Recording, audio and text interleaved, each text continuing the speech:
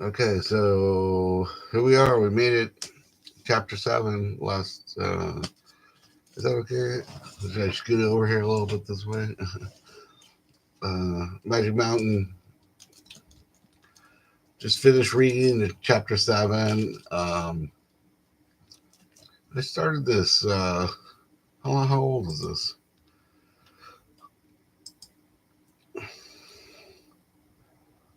Let's see. Yeah, so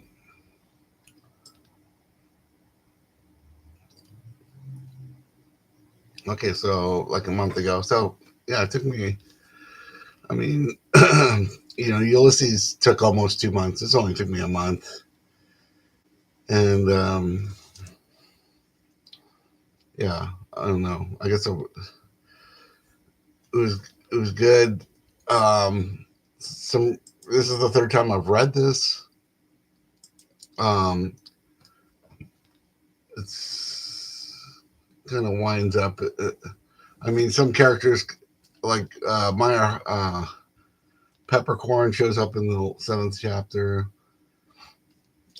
His Hans Castorp's cousins did. The um, Sepertini and NAFTA start arguing. They have a.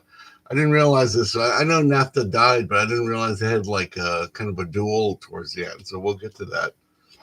So let's read a couple pages of this chapter.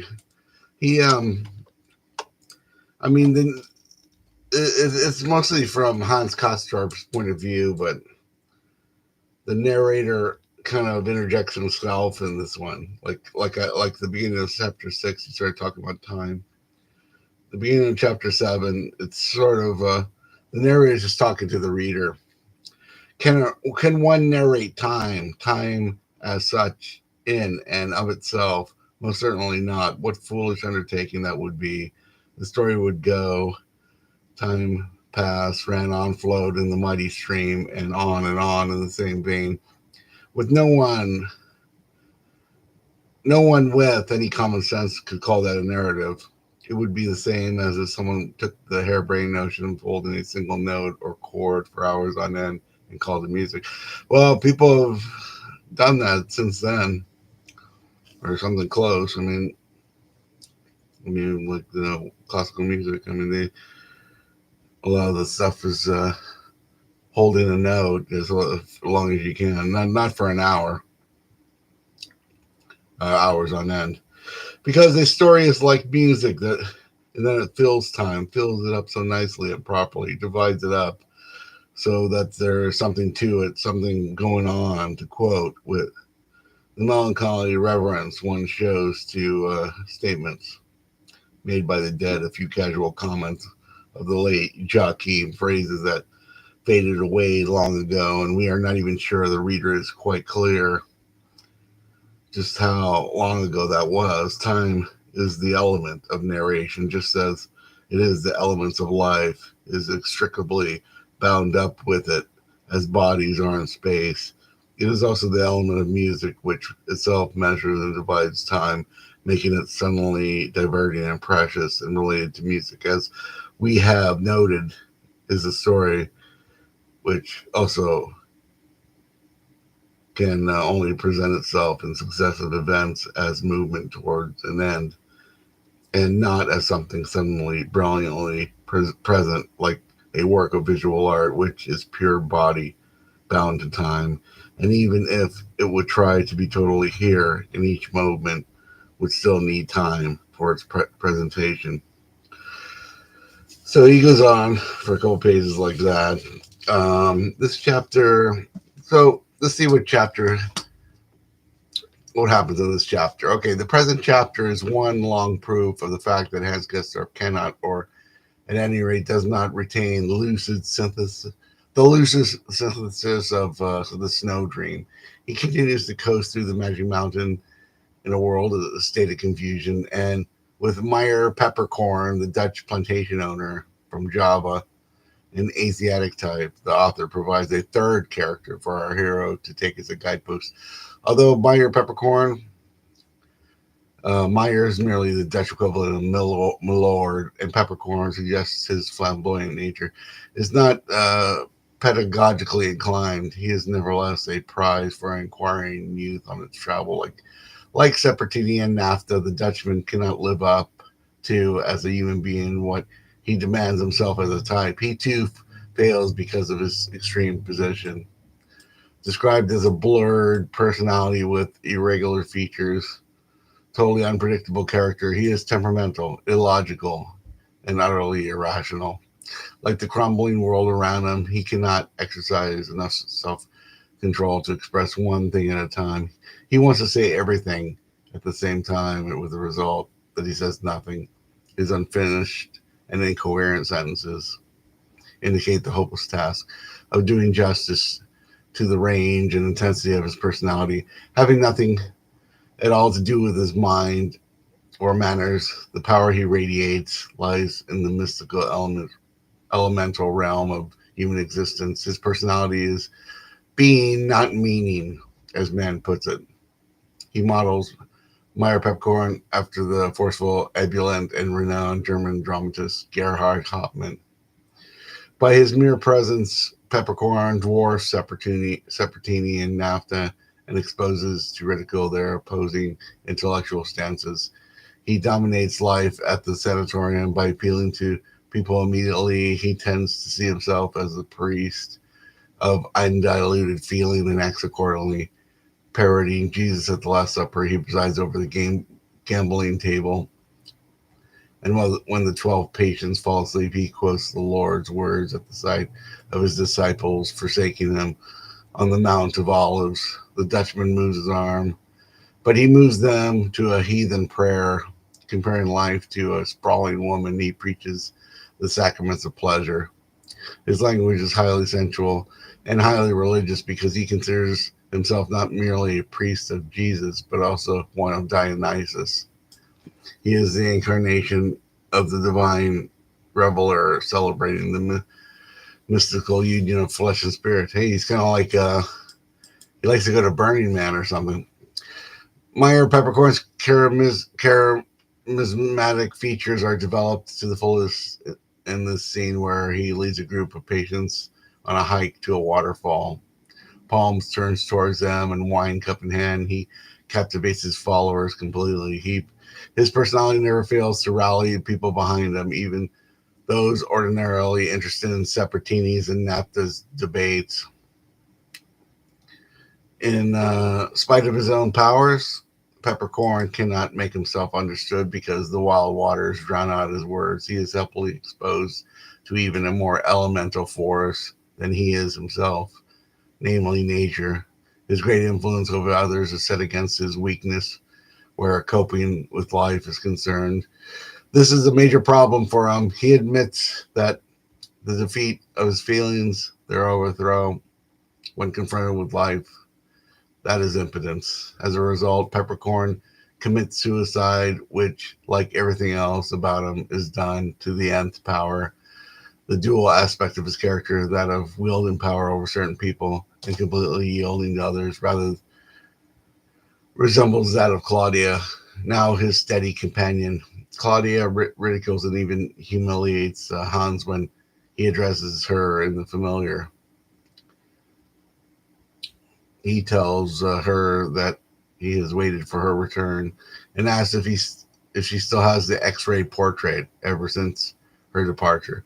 X-rays have served as a leitmotif tying together Hans and Claudia, though she goes so far as to forbid him to inquire about her new company. She nevertheless permits herself to be ruled by Peppercorn, and amidst his possessiveness has something frightening about it. In Mann's scheme of ethnic traits, both Claudia and Peppercorn combine the Eastern qualities of tyranny, slavishness, the active and passive facets of irrationality. As to be expected from Castorp, his feelings towards Peppercorn are characterized by ambivalence. Nowhere is this better illustrated than during the visits he pays the Dutchman at his sick bed. He is jealous of him, but his appreciation of Peppercorn's vitality is genuine and, in course of time, develops into sympathy. Eager not to undermine the situation as it is, Castorp truthfully answers Peppercorn's questions about his relationship with Claudia. He even doubts aloud his qualities as a man, Why does he do all this? It may be partly true that Hans is trying to appease the irascible Dutchman, but when he subconsciously begins to imitate his gestures and cut off sentences, it becomes clear that he is about to surrender to his spell. Finally, Hans tells his own mentor, Sepertini, who is, of course, set dead against Peppercorn, that of all the various forms of stupidity, that of cleverness is the worst. A clear sign that his sympathy for Peppercorn goes beyond any attempts at appeasing him. All those manifestations of Castorp's ambivalence, yet submissiveness towards Peppercorn, are an indication of his deterioration. His understanding of Peppercorn and Claudia's situation is the result of not of superior magnanimity, but of self doubt. He seems to be the living proof of the correctness of NAFTA's opinion. Total realism is true nihilism, in the sense that the intellectual approval of a position and its opposite logically results in the suspension of judgment and eventually in total withdrawal from involvement of any kind. Castorp is so much part of the sanatorium world by now that he does not even exchange letters with the world below. Appropriately, he says to himself, I am lost to the world. The climax of Castorp's degeneration, which, as Barons detects, does not have physical causes anymore, his lung condition is improving, is expressed by his confession to Claudia that he has to take the path of his life. He has to take the path to life leading through death, the spiritual way. Where do we go? Those not sensitive enough to experience spiritualization through their condition, that is, the vast majority of patients, think up all sorts of pastimes and fads, ranging from gorging themselves with chocolates and drawing the outlines of pigs to try to figure out the last decimals of the complex fraction pi. Uh, Peppercorn's drinking bouts and the various preposterous crazes shows the degree of boredom prevailing at the Berghof. Dr. Krakowski's spiritual ascensions symbolize its decadence. The underlying mood now is one of dreams, vision, trances, hallucination. Using Ali Brand, a young girl with so-called spiritualist talents, as a medium, the Polish doctor establishes communications with the world of spirits. Through Holger, the mouthpiece of the world, Castorp learns that he has been here 7 years. As the high point of one of those seance sessions, he requests the return of Joachim from the dead, a request which may be regarded as a manifestation of Hans' desire to ask help from someone whose simplicity and sense of duty he used to value highly. Hans' wish is granted, and in an atmosphere of eerie magic and sensuality, Joachim shaped appears, frightened by what he has done. He has disturbed his cousin's peace. Hans switches on the light and causes Joachim's likeness to vanish. One should remember that Sepertini also turned on the light some time ago when Castorp was endangered by the world of sensuality in the person of Claudia. As far as Castorp's role in the seances is concerned, it is a sad commentary on his gullibility and confusion. This is not to say that the line of argument he follows against Sepertini, who detests not only seances but everything pertaining to the spiritual, as cultural backsliding, or at least fraud, is essentially incorrect. He argues that the boundary between reality and illusion is so blurred that one cannot simply dismiss these experiments. What is important for the reader to remember is that here, as in so many previous instances, it is the exaggeration of an idea and its claim to exclusiveness rather than the idea of itself that makes it wrong. By now, Castorp's confusion has reached a point where he experienced matter and spirit, consciousness and unconsciousness as one and the same.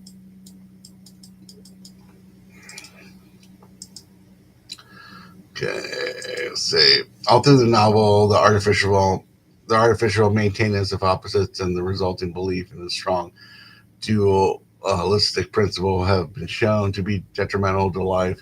Sepertini has fought against it and extolled a monistic view. Yet there's a limit to this position also, as Castorp's argument about the seances shows. It's it's dangerous to carry monism so far that the faculty of differentiating between reality and illusion is dulled, that it is difficult, sometimes almost impossible, to from tell one from the other by using the right criteria. Does not mean that such a difference between the two realms is non-existent or irrelevant. Castorp's reasoning, for instance, that the term love is used to describe both the kiss Claudia gives him and Dr. Krakowski's highly questionable practices, marks his confusion. By the same token, Peppercorn's explanation that certain tropical saps may be used both as a poison and antitoxin touches on the same issue. Let's see. The way the narrator and hence Kestorp, whose viewpoints differ only slightly, react to Krakowski's lecture on love and psychoanalytic experiments in chapter 5 already leaves little doubt that Mann never felt at ease with psychoanalysis, although he was familiar with its essentials. He never ceased to feel endangered as an artist by its prodding nature. Castorp's timid reaction to being x-rayed in chapter 5 echoed this idea. X-rays do with the body what psychoanalysis does with the mind, all the more understandable as are Mann's negative reactions expressed by the narrator and the hero to Krokowski, various forms of meddling with the psyche, which, though supposedly conducted in the interest of disinterested research, are poorly concealed actions of sensuality and black magic. Before each seance, the Polish doctor examines Ellie Brand's physical condition, invariable without any result. She is forced in a state of trance to go through the motions of giving birth to Joachim. Castorp watches the scene with feelings of curiosity and disgust that reminded him of a visit to a brothel many years ago. As the names of individual sections suggest, Vanti, the great god, dumps. Hysterica passio, the inanity prevailing at the sanatorium grows, making the patients increasingly intolerant of one another. Nothing has really happened in the hermetic world so far, but now, in anticipation of something terrible, movement comes into play. Little things signal the impending disaster, such as Frau Meilendonk's sty in the perfect state of maturity, and our hero's arrival at the seventh and last dinner table, significantly occupied by Russians, Armenians, and Finns, in short, Easterners, the disappearance of goodwill and sensible discussions, as well as the frightening rise of magic practices and sheer violence, marks the beginning of the end. For the slightest reasons, patients jump at each other's throat, primarily Nazis at Jews, Poles at each other. The classical adversaries of the novel, Sepertini and Nafta, become so irritated over trifles that their verbal battles deteriorate into outright fights. Particularly, the Spaniard sarcastically ridicules every ideal having anything to do with bettering the human lot. He attacks scientific investigation, justice, and love. He revels in demonstrating to everyone that many ambiguities in the absolute manifest itself, and he loves to watch others suffer from the resulting confusion. The duel that takes place at Nafta's insistence illustrates how the two adversaries in hands who tries to intervene act according to their respective intellectual positions. By engaging in something as atavistic as a duel, Sepertini and Nafta show more clearly than ever that values per se are an intellectual stance, a farce in their presence. The Italian humorist shoots to miss, whereas the Spaniard kills himself. Hans, aware of his mediating role, as the individual who has caught glimpses of insight after his snow dream, and as the German tries to intervene in vain. Not even at this point in the story does man lose his objective distance as regard the intellectual tit for tat between the two educators. He pokes fun at Sapertini's dangerous and preposterous simplifications, which are the consequences of his failure to live up as a human being to his intellectual notions of philosophical monism. How grave must his political blindness be, for instance, if he, the fanatical anti-Austrian, begins to wonder at the outbreak of war whether it really makes any sense to back the Kremlin against the monarchy. Yet there can be no doubt that man is forced to choose between Sapertini and NAFTA, which side with the former. By having NAFTA commit suicide, he demonstrates the self-destructive nature of sympathy with the irrationality and disease, which inevitably results in the terror if elevated to a level of alleged viable principle. The point has been made repeatedly that The Magic Mountain is a highly musical novel because of its strong antithetical elements. Critics point to the great influence exerted on man by what is known as contrapunctional elements in music. Besides Baron's request for the piano version of the Pilgrim's Chorus from Wagner's Tannhauser, a significant allusion, by the way, to Castorp's as a questing hero in the religious sense, and the previously mentioned song by Mahler. There are countless implicit remarks about music throughout Chapter 7. Most important, however, is Castorp's excitement about the record player, which the management has brought for the patients, putting himself in charge of it. He whiles away many a day dreaming up visions to the various melodies he plays. He becomes particularly fond of 5 songs, each of which reflects some aspect of his love for Claudia and the lure of death. Hans' love and his temptation to yield to disease and death have mutually intensified each other since the day he met Claudia.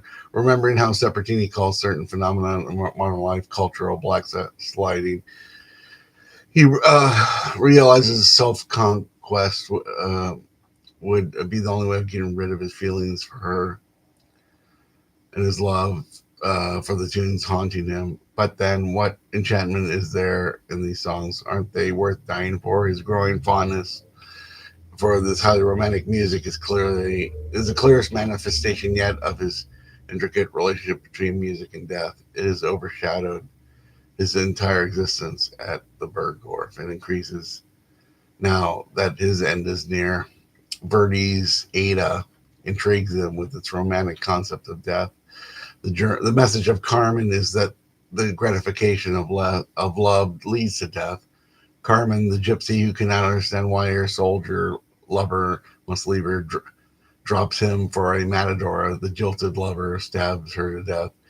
Debussy, Afternoon of a Faun, lulls him into visions where he, in the likeness of Pan, enjoys life in the sun-drenched groves of love.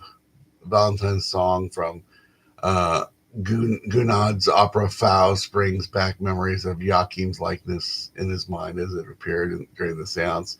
Most clearly of all, Schubert's The Linden Tree arouses Castorp nostalgia for the tranquility of death.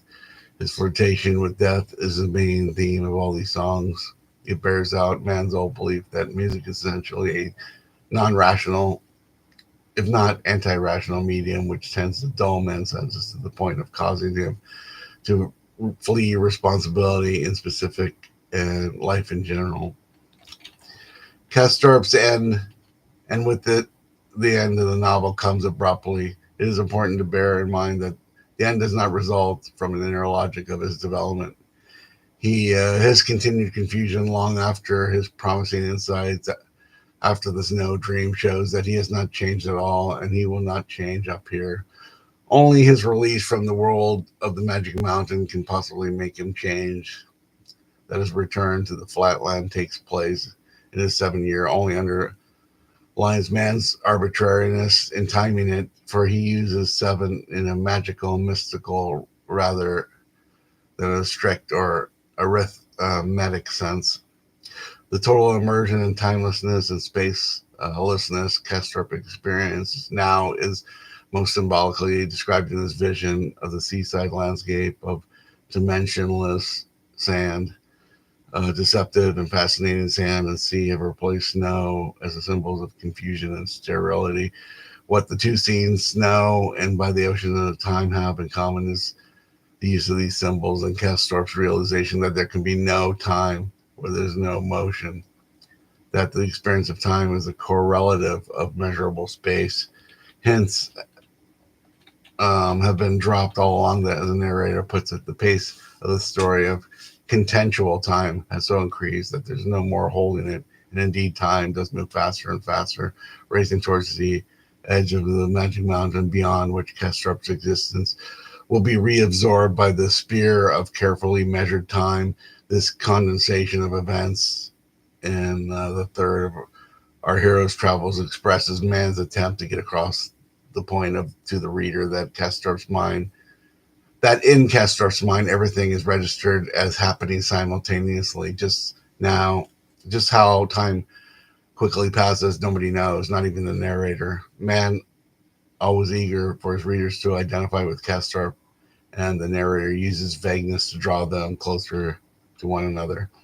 Intrigued by the complexity of time, Hans Castorp toys with the temptation of tasting its secrets, and doing so gradually loses interest and finally the ability to gain clarity about the spell he's under. Relieved from all responsibilities, he now feels as Herr Albin did long ago.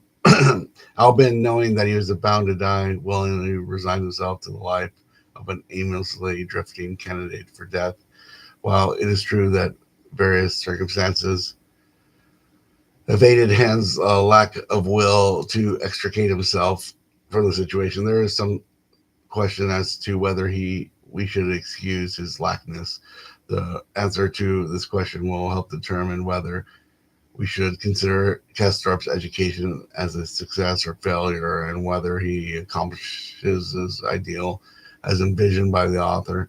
Mann himself does not condone Hans' lackness. Instead, he attacks his philosophizing as baleful traffic with eternity, and contrasts it with Joachim's and Sabatini's sense of duty and self-discipline. Yeah. If Castorp, let's see, how much is it? Yeah, if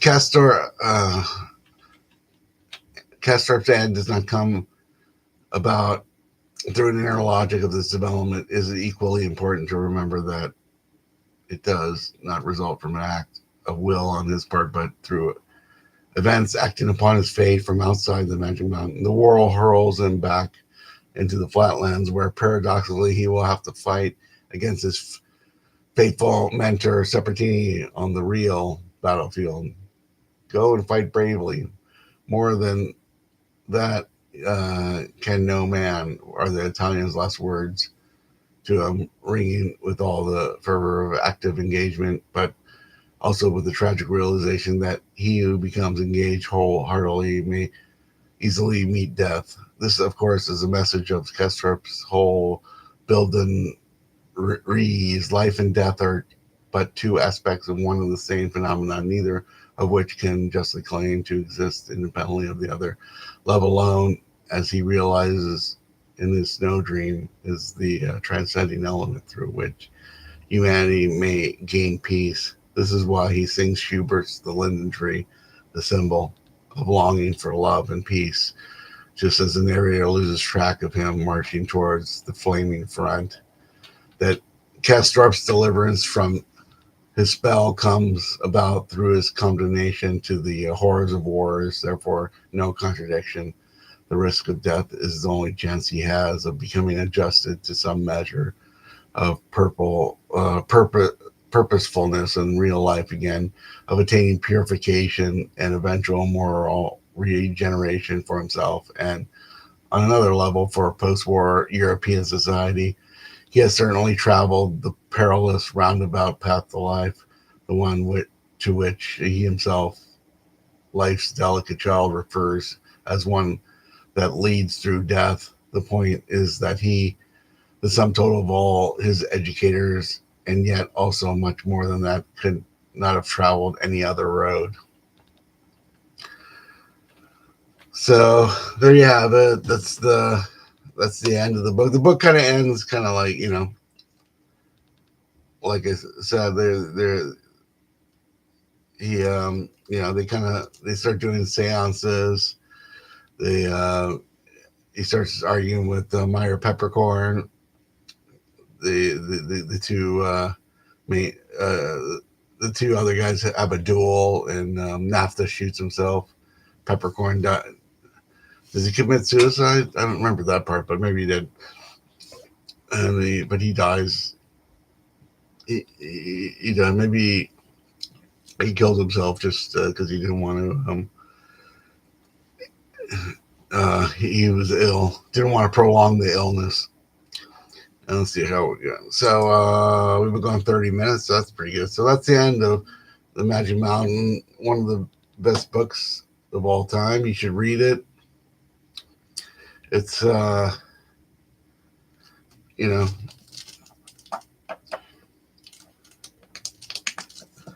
interesting book. So we spent seven different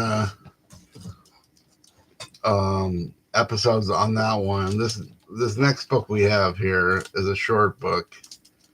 It's only 200 pages, but it has 4 sections and an introduction and everything translated by, and it's going to be what's coming next is Pale Fire.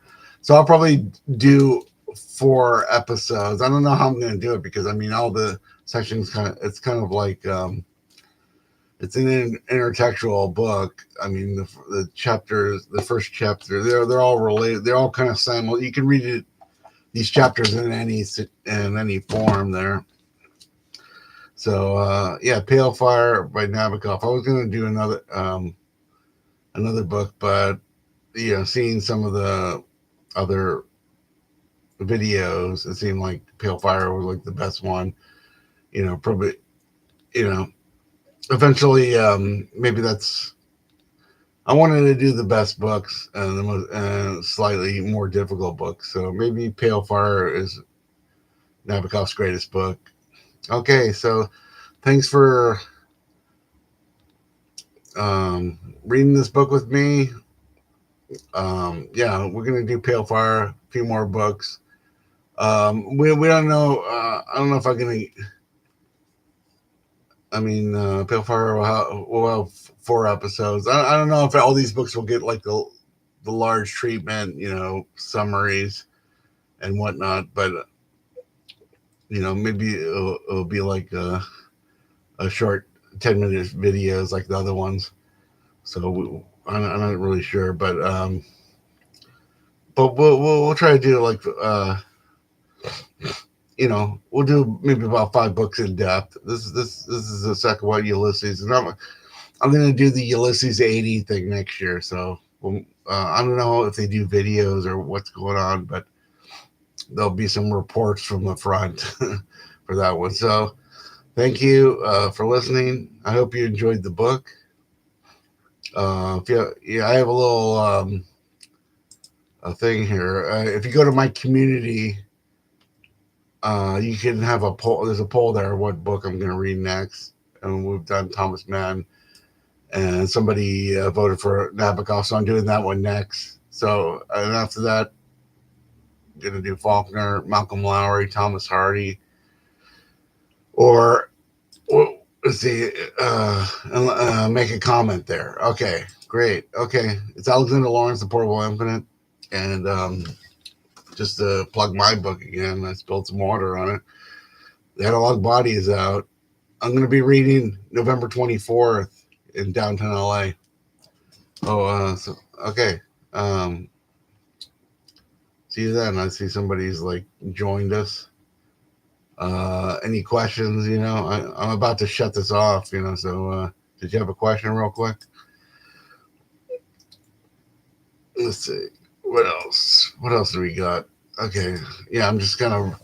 I look a little tired. I look a little disheveled because okay, the person's gone. Okay, good. Okay, so because I went to a lot of shows this week, as you can see. If you go to the Portable Infinite website, there's a lot of pictures, and it was the last 3 days, like I was all over LA.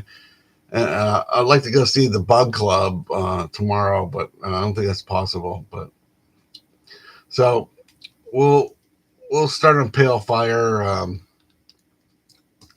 going to read the first part of it, and then so maybe today's Saturday, so maybe by Friday I'll do the first part of Pale Fire. Okay, I'll see you then, and maybe I'll do a couple more book talks.